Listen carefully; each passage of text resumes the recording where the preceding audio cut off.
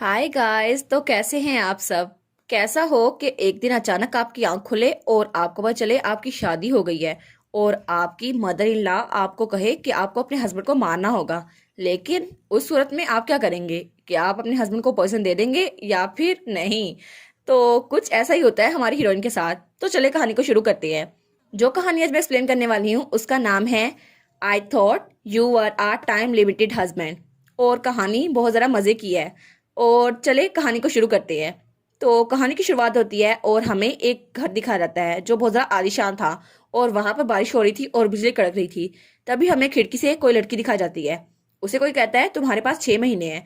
तो हमारी बहन कहती है क्या? तो उसके सामने जो भी औरत थी वो कहती है हाँ बिल्कुल तुम्हारे पास 6 महीने हैं जिसपे तुम अपने हस्बैंड को मार सकती हो। तो वो कहती है 6 महीने हस्बैंड। और तब हमें हमारी हीरोइन का चेहरा दिखाया जाता है जो कि बहुत ही ज्यादा खूबसूरत थी और उसके पिंक बाल थे। और तब उसकी मदर इन लॉ उसके सामने खड़ी थी। वो कहती है मुझे जवाब दो, तुम इसे करोगी है ना? तो वो कहती है ये आवाज ये बोल क्या रही है और ये है कौन? तो उसकी मदर इन लॉ कहती है तुम्हें पता है ना तुम्हारी फैमिली में कितने पैसे गए हैं और अगर तुम चाहती हो तुम्हारा भाई नाइट बन जाए तो प्रॉपरली बिहेव करो। तो हमारी हीरोइन सोचती है आखिर मैं हूँ कहाँ पर और ये औरत जो चिल्ला रही है ये है कौन? तो तभी उसके सर में बहुत तेज दर्द होती है।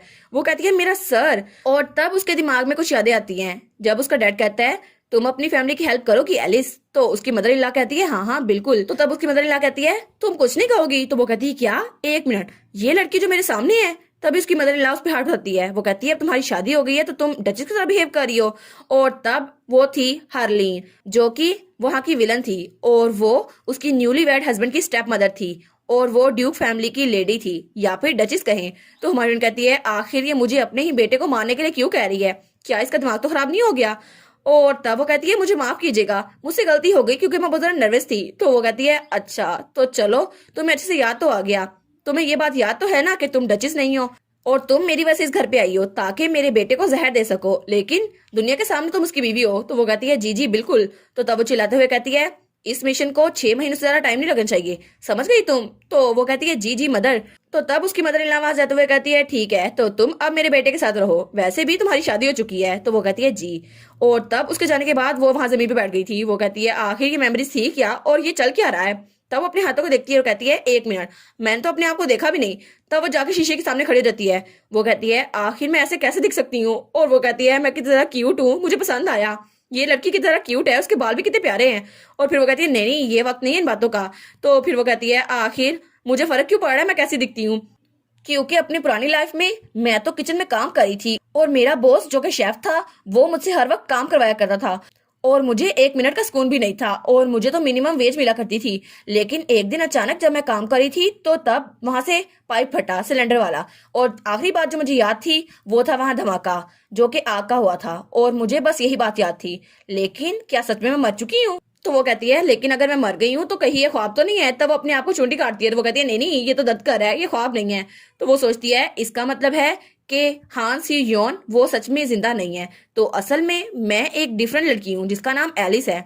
लेकिन वो एलिस है कौन? और कितना अच्छा हुआ ना इस लड़की की बॉडी की मेमोरीज मेरे दिमाग में हैं। लेकिन फिर भी ये नोबल है लेकिन इतनी ज्यादा दौलतमंद नहीं थी। लेकिन इसकी मेमोरीज जो अच्छी वाली थी वो सिर्फ ये थी कि इसकी माँ ने इसको गले लगाया था और अपनी फैमिली में तो इसकी कोई औकात नहीं थी, अपने बहन और भाई के दरमियान पिसती थी और सिर्फ इसीलिए इसको इस फैमिली में भेजा गया दुल्हन बनाकर। लेकिन असल में उसका काम कुछ और था। तो वो कहती है एक मिनट, मेरा नाम क्या है? एलिस। ये तो सुना सुना लग रहा है। तो वो सोचती है कहीं एलिस इन वंडरलैंड तो नहीं? लेकिन वो कहती है नहीं नहीं ऐसा नहीं हो सकता। हाँ श्रेयान सोचो एक बार अच्छे से सोचो। तो फिर वो कहती है अरे हाँ मुझे याद आ गया, मैंने अपनी पास्ट लाइफ में एक नावल पढ़ा था। वो स्टोरी भी ऐसी थी जिसमें एक वाइफ अपने हस्बैंड को अपनी मदर इन लॉ के कहने पर मार देती है। लेकिन वो जेनरा तो रोमांस फैंटेसी था और उसमें वो तो साइड कैरेक्टर थे इसलिए उनके इंट्रोडक्शन की जरूरत नहीं पड़ी थी। और जो नाम इस वाइफ का था वो तो असल में था एलिस। अरे हाँ वो तो मैं हूँ एलिस डियर हार्ट। लेकिन क्या सच में मैंने नावल में एक करेक्टर को पोजेस कर लिया है? तो तभी वो पर्दे को पकड़ लेती है। वो कहती है चलो अच्छा हुआ, मरने से तो अच्छा है। लेकिन फिर भी मेरी मदर इन लॉ बिल्कुल पागल औरत है, वो अपने बेटे को मरवाना चाहती है। तो वो सोचती है कहीं मेरा हस्बैंड अभी तक बेड अनकॉन्शियस तो नहीं है, लेकिन वो तो बहुत ज्यादा बीमार होगा, अब तो मैं इसको इमेजिन नहीं कर सकती। लेकिन तभी वो पर्दा पीछे करती है और कहती है मुझे देखना ही होगा। तो उसका हस्बैंड सामने था और वो तो बीमार कहीं से नहीं लग रहा था, बहुत ज्यादा हैंडसम था। तो वो कहती है क्या ये बीमार है और ये मेरा हस्बैंड है? तो उसके दिल में तीर लगने लग जाते हैं। वो कहती है ये कितना ज्यादा हैंडसम है। तो फिर वो कहती है लेकिन ये 6 महीनों से कोलैप्स है, ऐसा लगता तो नहीं कि इसकी बॉडी ऐसी होगी, लेकिन ऐसी क्यों है, शायद ये नावल है इसीलिए। तो तब वो शर्माते हुए उसको देखती है और कहती है लेकिन इसकी बॉडी की जरा अच्छी लग रही है। फिर वो कहती है नहीं नहीं, मुझे ऐसा नहीं सोचना चाहिए, वो बीमार है, वो बीमार है, मुझे ऐसा नहीं सोचना चाहिए। तो तब उसको देखकर सोचती है लेकिन ये कितना बीमार क्यों ना हो, और फिर भी ये बात सेंस नहीं बनाती कि मैं एक मरते हुए आदमी को खुद मार डालूं, और ये कितना जरा बुरा होगा। तब वो बेड पे बैठती हुई इसको देखती है, वो सोचती है मुझे ऐसा क्यों करना है, और वो सोचती है आखिर मुझे ऐसे करेक्टर को क्यों पोजेस करना था जिसने अपने हस्बैंड को मारना है, और नो अब मैं क्या करूं। तब वो सोचती है लेकिन नावल में एलिस के साथ क्या हुआ था।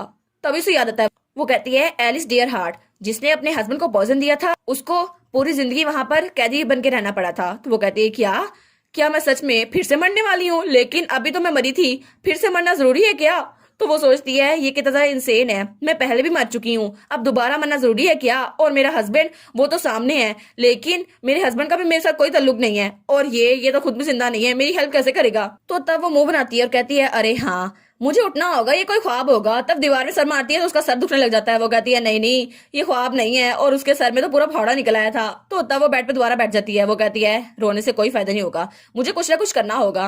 तो फिर से वो अपने हस्बैंड को देखती है और कहती है मैं इसको देख रही हूँ तो ये बिल्कुल हैंडसम ग्रीन रिपर की तरह लगता है, लेकिन वो बेड पे लेटते हुए सोचती है मुझे क्या, अब आखिर ये मसला मैं कैसे हल करूँ। और तब तक रात हो चुकी थी। वो सोचती है मैं कितना मर्जी सोच लूं, लेकिन मुझे ये नहीं पता मैं जिंदा कैसे रहूं। और तब वो अपने हस्बैंड को देखते हुए सोचती है मिस्टर हैंडसम अगर तुम मर गए तो मैं भी मर जाऊंगी, तुम्हें ये बात समझ आ रही है ना। लेकिन वो सोचती है अगर ये उठ भी गया फिर भी क्या मैं बच पाऊंगी, तो मुझे क्या करना चाहिए, आखिर मेरे बचने का क्या तरीका निकल आया है। और तब वो सो चुकी थी, और जब सोते हुए उसे ख्वाब आता है। वो सोचती है ये तो बहुत ज्यादा डार्क है, आखिर मैं हूँ कहाँ पर। और तभी उसको लाइट नजर आती है। वो कहती है मुझे तो लाइट नजर आ रही है, लेकिन तभी पीछे से कोई उसकी तरफ हाथ बढ़ाता है, और तब वो उसको गले लगा लेता है। वो कहती है क्या मुझे गले किसने लगाया। तो पीछे उसका हस्बैंड था, जो कहता है तुम्हारे पास कोई तरीका नहीं है कि तुम मुझसे भाग सको। तो तभी उसकी आंख खुल जाती है। वो कहती है क्या क्या ये ख्वाब था, लेकिन ये ख्वाब इतना ज्यादा वाज़ेह कैसे हो सकता है। तो तब वो देखती है तो उसने अपनी हस्बैंड की बॉडी पे हाथ रखा हुआ था।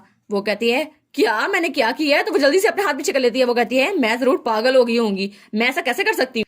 और फिर वो सोचती है इस जिंदगी में मेरे सोने की आदत बिल्कुल सेम है, सेम टू सेम सोती हूँ मैं।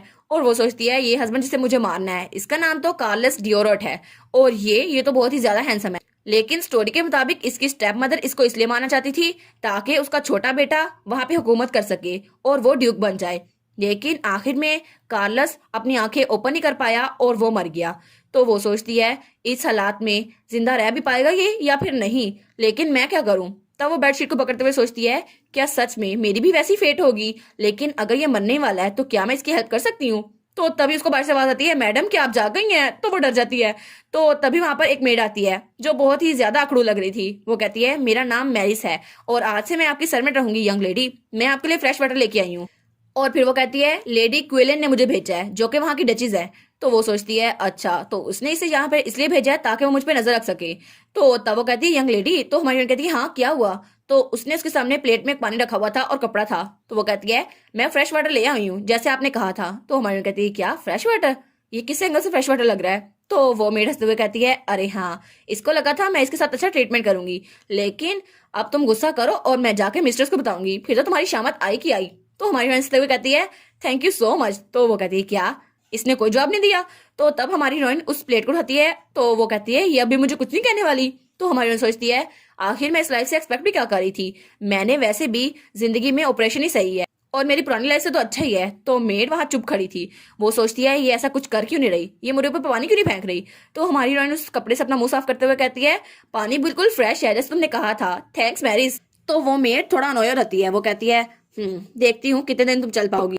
तो वो जल्दी से हमारी हीरोइन के हाथ से कपड़ा ले लेती है। वो कहती है अगर तुमने अपना चेहरा धो लिया है तो कपड़े चेंज कर लो, मिस्ट्रेस तुम्हें बुला रही हैं और तुम्हें जल्दी जाना होगा। तो हमारी हीरोइन कहती है ठीक है मैं आ रही हूँ।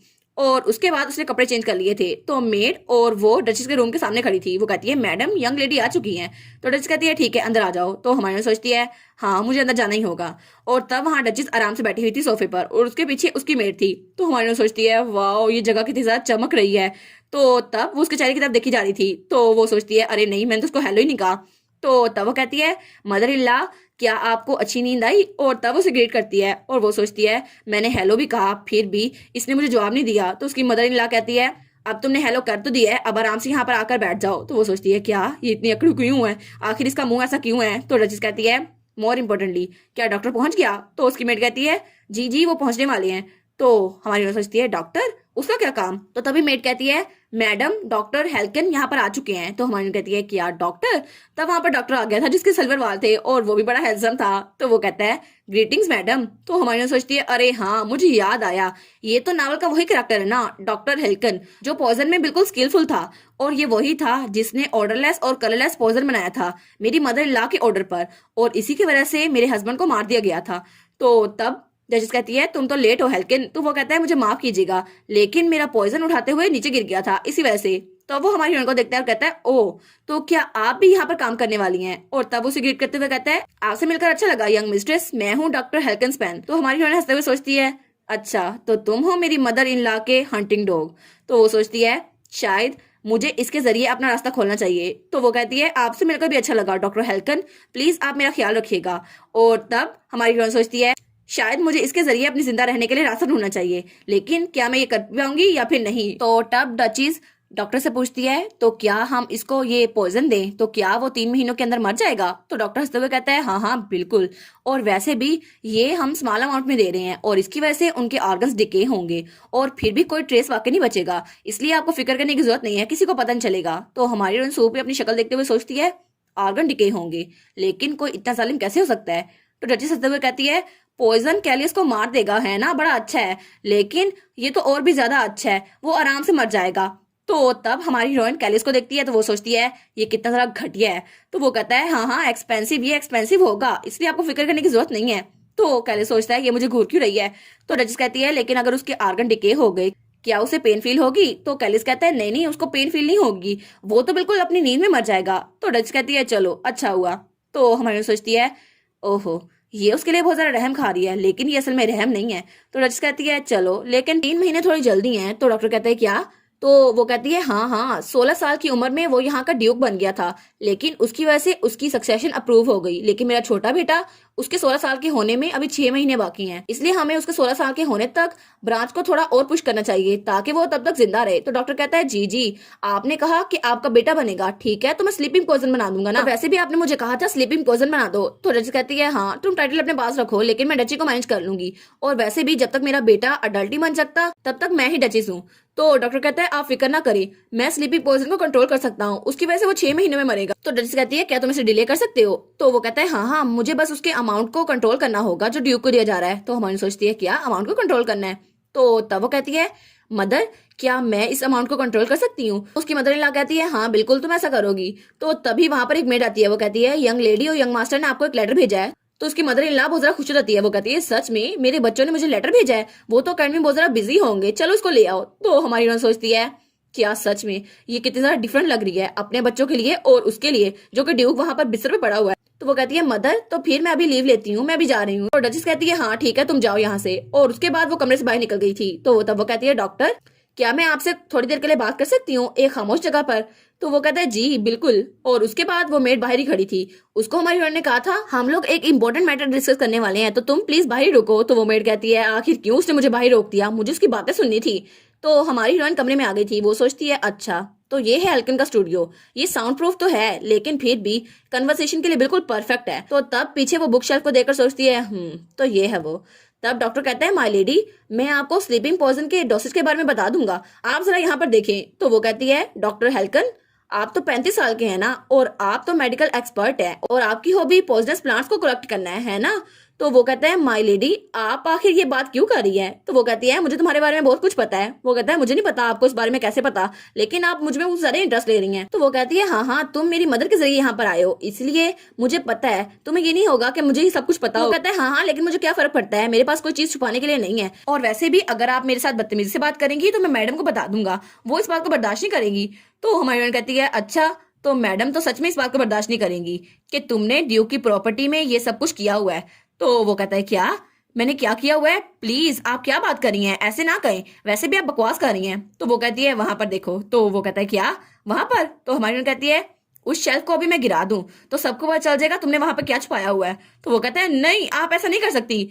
तो हमारी बहन कहती है अच्छा ठीक है अगर तुम यही चाहते हो तो मैं भी जाकर उनको बता देती हूँ। तो वो जल्दी से हमारी बहन का हाथ पकड़ लेता है, वो कहता है प्लीज नहीं आप ऐसा नहीं कर सकती, आप ऐसा कैसे कर सकती हैं?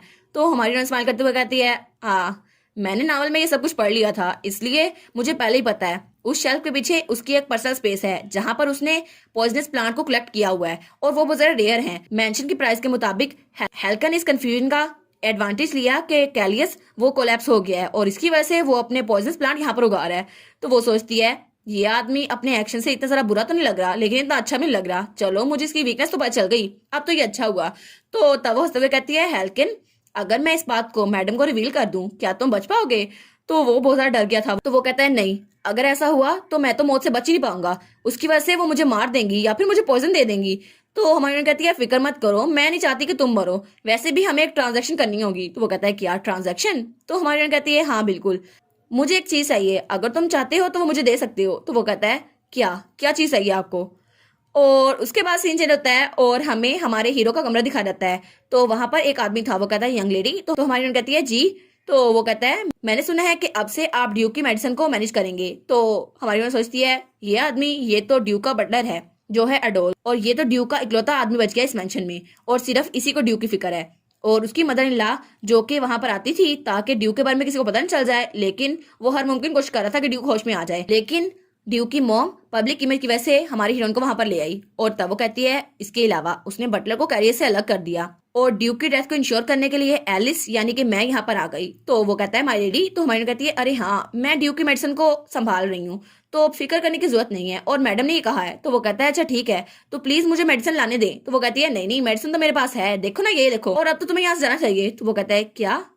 तो फिर वो कहता है ठीक है मैं यहाँ से जाता हूँ। तो हमारी हीरोइन तब हमारे हीरो के पास आती है और उसको देखती है, और तब हमारी हीरोइन उस मेडिसिन को देखकर सोचती है पता नहीं मुझे उसे ये मेडिसिन देनी भी चाहिए या फिर नहीं, मुझे माफ कर देना, लेकिन मुझे भी जिंदा रहना है और इसके लिए मुझे ये करना ही पड़ेगा। और तब वो उसके बेड पे बैठ चुकी थी और तब वो ड्यूक को देखती है और फिर अभी वो उसको दवाई पिलाने लगती है कि दोबारा से वही मेड आ जाती है। तो हमारी हीरोइन डर जाती है, वो कहती है ये यहाँ पर क्यों आ गई? तो वो कहती है मैरिस क्या हुआ है? तो मैरिस कहती है मैडम ने मुझे कहा कि मैं कंफर्म कर दूं कि आप अपनी ड्यूटीज परफॉर्म कर भी रही हैं या फिर नहीं, और चले शुरू करते हैं। तो हमारी उन्होंने सोचती है अरे हाँ, ये मैडम की चमची फिर से आ गई मुझ पर नजर रखने, और वो सोचती है चलो अच्छा ही हुआ है, अगर मैरिस इसे खुद देख रही है तो उसे इस बात पर यकीन आ जाएगा कि मैंने दवाई दी है। तो तब वो शीशी खोलती है और ड्यूक के गले में उतारने लगती है, और तब तक उसने उसको दवाई पिला दी थी। तो वो कहती है देखा शीशी खाली हो गई, मैंने उसको दवाई पिला दी। तो मैरिस वो कहती है हाँ पिला तो दिया आपने, लेकिन वो सोचती है पता नहीं इसने ऐसा क्यों किया, ये ऐसा क्यों कर रही है, ये मुझे शिकायत का मौका क्यों नहीं दे रही। तो हमारी कहती है अगर तुम्हारे पास कोई और काम नहीं है तो प्लीज यहाँ से चले जाओ, मुझे भी रेस्ट करना है, और वैसे भी इसको भी साफ कर देना। तो वो कहती है ठीक है मैं वापस जाती हूँ। और उसके जाने के बाद हमारी हीरोइन हमारे हीरो को देखती है और कहती है तुम फिक्र ना करो, क्योंकि मैंने तुम्हें जो दिया है वो पॉइजन नहीं था, वो दवाई थी। और तब उसे याद आता है जब डॉक्टर को उसने कहा था मुझे एक एंटीडोट चाहिए। तो डॉक्टर ने कहा था क्या एंटीडोट, लेकिन उसे बनाना तो इम्पॉसिबल है। तो वो कहती है इम्पॉसिबल? तो वो कहती है लेकिन अगर ये इम्पॉसिबल है तो अभी जाके मैं तुम्हारी मैडम को अभी तुम्हारी शेल्फ्स के बारे में ना बता दूं, फिर तो ये इम्पॉसिबल नहीं लगेगा। तो वो कहता है नहीं नहीं, मैं आपको बता रहा हूँ ये सच है कि मैं झूठ नहीं बोल रहा, वैसे भी जो पॉइजन को दिया गया है उसका कोई एंटीडोट नहीं है, सिर्फ डिवाइन पावर उसको ठीक कर सकती है। तो हमारी कहती है तो तुम चाहते हो कि ड्यूक कभी जिंदा ही ना हो, कभी दोबारा उठे ही ना? वो कहते हैं नहीं नहीं बिल्कुल नहीं, असल में मैं उनको पॉइजन नहीं देना चाहता, लेकिन अगर मैं उनको पॉइजन दूंगा तो आधे साल में मर जाएंगे, 6 महीनों में, लेकिन अगर हमने उनको पॉइजन ना भी दिया फिर भी वो मर ही जाएंगे। तो तब वो कहती है हेल्किन मेरी कोई इंटेंशन नहीं है कि ड्यूक को पॉइजन दूं, इसलिए तुम मुझे एंटीडोट बना के दो। वो कहते हैं क्या, लेकिन आप उनको पॉइजन क्यों नहीं दे रही, मैडम को क्या कहेंगी? तो वो कहती है आपसे तुम ऐसा प्रिटेंड करना जैसे तुम ड्यूक को पॉइजन दे रहे हो मेरे जरिए, लेकिन हम मदर इन लॉ को रिसीव करेंगे। तो वो कहता है जी बिल्कुल। तो तब उसने उसको हेल्थ सप्लीमेंट्स दी थी। तो हमारी सोचती है सच में इसके अलावा कोई ऑप्शन नहीं है। तो तब वो ड्यूक को कहती है मैंने पूरी कोशिश की तो मैं बचा सकूं, लेकिन ऐसा लगता है कोई और तरीका नहीं है, और वैसे भी मैंने सुना था तुम बहुत ज्यादा यंग और टैलेंटेड हो, लेकिन अब मुझे झूठ बोलना पड़ रहा है, और वैसे भी मदर इन लॉ को मैं झूठ बोलूंगी और इसकी वजह से तुम बच जाओगे। तब उसको देखती है तो वो सोचती है ये कितना ज्यादा हैंडसम है, सो के भी कितना हैंडसम लग रहा है, लेकिन कितनी छोटी लाइफ है ना इसकी, कितनी वेस्ट जाएगी। और तब वो सोचती है आखिर में जब वो मर जाएगा 1 साल के अंदर अंदर, तो फिर ड्यूक की साइड से हर कोई डिसअपेयर हो जाएगा, और तब उसकी स्टेप मदर यहाँ की डचेस बन जाएगी लीगली तौर पर, और तब कैलियस पूरी तौर पर मर जाएगा और उसका नामो निशान मिट जाएगा। लेकिन ऐसा कुछ नहीं है जो मैं कर सकती हूँ, और वो थोड़ा परेशान हो जाती है। तो तब उठते हुए कहती है ठीक है, लेकिन कम से कम मेरे पास कोई रेग्रेट नहीं बचेगा। तब वो जाते हुए हमारे हीरो के स्लीव्स को देखती है, वो कहती है क्या तुम्हारे हाथ कांप रहे हैं? तो तब उसके हाथ को देखती है तो वहां पर एक जख्म था जो कि बहुत ही ज्यादा गहरा था। वो कहती है आखिर इसके हाथ में इतना गहरा जख्म क्यों है? वो सोचती है मुझे पता है इसको पेन फील नहीं हो रही, लेकिन फिर भी ये दर्द तो कर रहा होगा ना थोड़ा थोड़ा। तो फिर वो उसके जख्म पे हाथ रखते हुए कहती है चलो कम अज कम मैं इसको पॉइजन नहीं दे रही, लेकिन फिर भी इसके वाउंड्स को तो निगलेक्ट नहीं करना चाहिए ना, कम अज कम इस पे पट्टी तो कर देनी चाहिए। तो वो सोचती है शायद मैं उसकी लाइफ बचा सकती, लेकिन कम अज कम मैं इसके वाउंड को हील कर सकती। तो तब उसके हाथ से रोशनी निकलती है और तब उसके हाथ से मैजिक होता है। वो कहती है क्या मेरे हाथ से? तब वो अपने हाथों को देखती है और कहती है आखिर मेरे हाथों से लाइट क्यों निकल आई? और वो अपने हाथों को देखकर बहुत जरा परेशान थी, लेकिन फिर वो कहती है नहीं नहीं कुछ गलत होगा, शायद मेरे दिमाग की गलती होगी। तो तब वो वहां पर देखती है तो उसके हाथों का जख्म वो थोड़ा हील हो गया था। वो कहती है क्या जख्म अपने आप हील हो गया? और जो मेरे हाथों से रोशनी निकली थी क्या वो डिवाइन पावर हो सकती है? और तब वो हमें बताती है मैंने बहुत सारे नावल रीड किए और उन सब में एक चीज कॉमन थी कि डिवाइन पावर की वजह से मैजिक होता है और हीलिंग एबिलिटी मिल जाती है, लेकिन व्हाइट लाइट निकलती है और उसकी वजह से एक स्पेल एक्टिवेट होता है और उसी की वजह से हीलिंग होती है। लेकिन मुझे नहीं पता था कि एलिस के पास भी हीलिंग पावर है, लेकिन शायद चलो कुछ तो काम कर गया। तो फिर से वो उसके हाथ पे हाथ रखती है और कहती है ठीक है मैं चाहती हूँ कि तुम्हारा जख्म बिल्कुल ठीक हो जाए। और तब दोबारा से उसके हाथ से रोशनी निकलती है और तब वो अपनी आंखें खोल के देखती है तो उसका जख्म वो तकरीबन पूरा का पूरा हील हो गया था। तो हमारी सोचती है चलो कम अज कम इतना तो मैं कर ही सकती थी ना, चलो ये तो अच्छा हुआ। और फिर उसको देखकर सोचती है तुम्हारी सिचुएशन में मुझे लगता है मेरी पावर बहुत ज्यादा कम है, लेकिन फिर भी मैं तुम्हें ठीक नहीं कर सकती, तुम्हारे जख्मों को तो ठीक कर सकती हूँ। तब वो कहती है ठीक है कैलियोस तो हम कल मिलेंगे। और तब उठ के वहां जाने लगती है और उसके जाने के बाद हमें हमारा हीरो दिखा रहता है जो वहां आराम से लेटा हुआ था, लेकिन तभी उसके हाथ में थोड़ी सी जुम्बिश होती है और उसका हाथ थोड़ा हिलता है और तब वो अपनी आंखें खोल लेता है जैसे वो होश में आ गया था। और शायद ये सब कुछ हमारी हीरोइन की डिवाइन पावर की वजह से हुआ था, लेकिन उस बेचारी को तो पता भी नहीं था कि उसकी वजह से उसका हस्बैंड वो जाग चुका है अपने कोमा से और हमारा हीरो वो तो सच में होश में आ गया था। और इसी के साथ ये वाला पार्ट यहाँ पर ख़त्म। तो आप लोग बताइएगा आपको ये पार्ट कैसा लगा। प्लीज़ लाइक करिएगा, कमेंट करिएगा और शेयर करिएगा। और जो न्यू व्यूवर्स हैं काइंडली वो चैनल को सब्सक्राइब कर दें। और पिछली वीडियोस का लिंक आपकी स्क्रीन पर नज़र आ रहा होगा तो काइंडली उनको भी चेकआउट कर लें। Thank you so much.